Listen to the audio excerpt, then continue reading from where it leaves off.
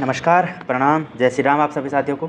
साथियों, एक बार फिर स्वागत है आप सभी का। और आज का जो विषय है वो है कि क्या हम फिर से बैलगाड़ी और घोड़ा गाड़ी वाले समय में प्रवेश करने वाले हैं। जी हाँ, बिल्कुल, हम फिर से बैलगाड़ी और घोड़ा गाड़ी वाले समय में प्रवेश करने वाले हैं, जिसका सबसे बड़ा कारण है हम मनुष्य के द्वारा प्रकृति को बेहिसाब नुकसान पहुंचाने का। प्रकृति को नुकसान पहुंचाने की जो हमारी सीमा थी वो अब समाप्त हो चुकी है और अब प्रकृति अपना रौद्र रूप दिखाने के लिए तैयार है। आप मेरा विश्वास करो। और इसी बात के आधार पर मैं कह रहा हूं कि हम फिर से घोड़ा गाड़ी और बैलगाड़ी वाले समय में प्रवेश करने वाले हैं,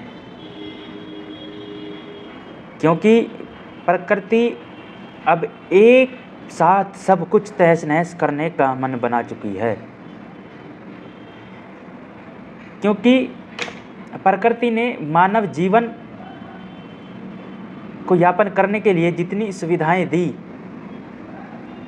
जितनी अच्छी अच्छी चीज़ें दी, हम मानवों ने उसका दुरुपयोग किया है, उसका हद से ज़्यादा फ़ायदा उठाया है। इसलिए प्रकृति अपने रौद्र रूप के माध्यम से मानव जीवन को तहस नहस करने के लिए तैयार है।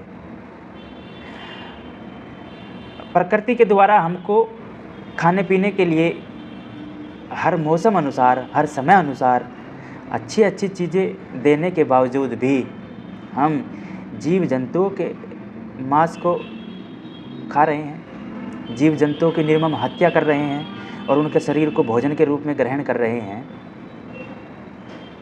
तो ये अब प्रकृति को कतई भी बर्दाश्त नहीं है। इसलिए प्रकृति इंटरनेट, बिजली, तेल, गैस, तमाम जितनी भी चीज़ें दी हैं प्रकृति ने मनुष्य जीवन को आसान, सरल बनाने के लिए, उन सब को तहस नहस करने के मूड में है। क्योंकि जीव जंतु अब ईश्वर से गुहार लगा रहे हैं कि हे प्रभु, क्योंकि ईश्वर सबके होते हैं, वो सबकी सुनते हैं, सबकी चिंता होती है कि हमारे साथ यह मनुष्य ऐसा क्यों कर रहा है।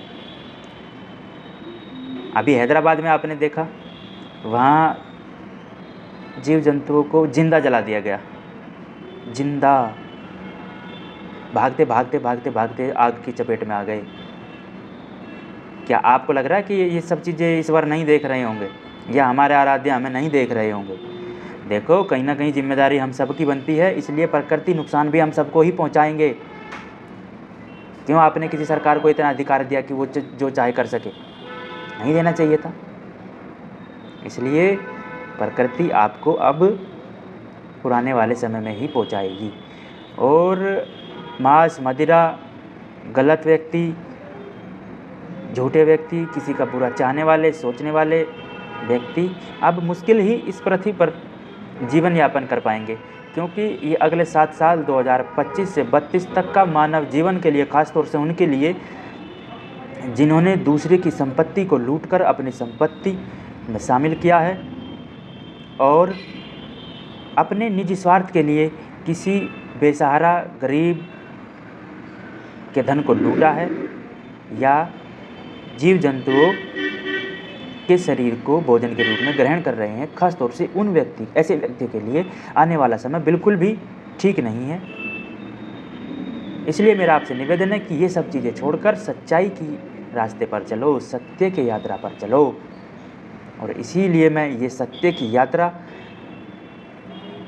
की जो मुहिम है ये आपके बीच लेकर आया हूँ। इसमें आपके साथ की आवश्यकता है। आपके मन में कोई सवाल हो, आप बेझिझक पूछ सकते हो, बहुत ही ईमानदारी से, सच्चाई से और बिना बरगलाए मैं आपको आपकी बात का जवाब देने का प्रयास करूंगा। नमस्कार, प्रणाम, जय श्री राम, धन्यवाद आप सभी का।